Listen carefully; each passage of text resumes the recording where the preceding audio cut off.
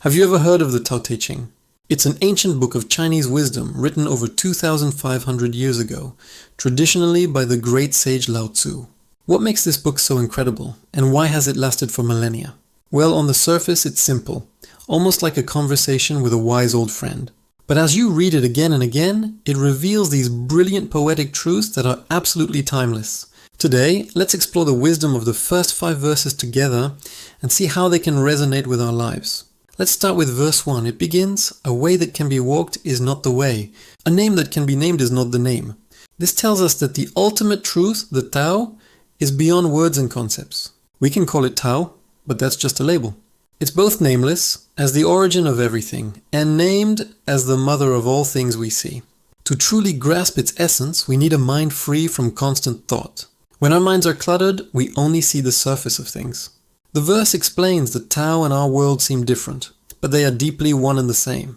This unity is mysterious and profound.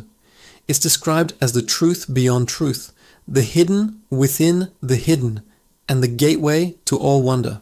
Now for verse 2. It says, "Everyone recognizes beauty only because of ugliness." This is all about duality. We only know good because of bad, life because of death, easy because of difficult. Long and short, high and low, sound and silence, they all define each other. They exist together, inseparably. The sage, the wise person understands this. They act without forcing things and teach without lectures. They let life flourish around them, accepting everything as it comes. They give without expecting anything back, work without needing a reward, and achieve things without claiming the results. Because they do nothing for personal gain, their impact is never lost. It's a powerful lesson in letting go and embracing the natural flow. Verse 3 warns us about the pitfalls of materialism and status. It says, "Putting a value on status will cause people to compete. Hoarding treasure will turn them into thieves." When we constantly show off what we have, it just creates anxiety and unrest. So how does a wise leader govern? By calming people's minds and opening their hearts and strengthening their character. The sage guides people towards simplicity and contentment, away from endless desires. When people are genuine and pure, who could possibly mislead them? What clever scheme could lead them astray? The verse concludes that, when our actions are pure and selfless, everything naturally falls into its own perfect order. Let's move to verse 4. This one describes the nature of the Tao itself. Tao is empty, it says, yet it fills every vessel with endless supply. It says the Tao is hidden, almost invisible, but its presence is everywhere.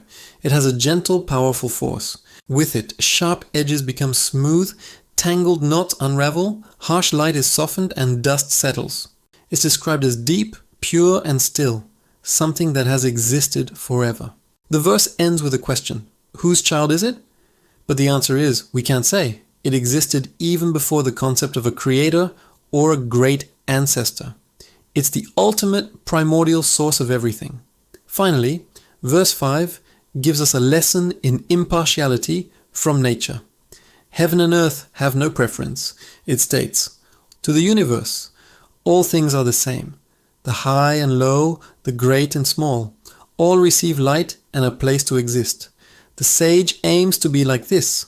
They hold no one especially dear, nor do they dislike anyone. They give unconditionally, offering their wisdom to everyone. The universe is compared to a bellows. It's empty, yet it never runs out. It gives and gives, but is always full." The verse then contrasts this with humans. When we try to force things, we just get tired. We weren't made for that. We were made to sit quietly and discover the profound truth that lies within ourselves. So those are the first 5 verses of the Tao Te Ching. Simple words, but with an ocean of depth.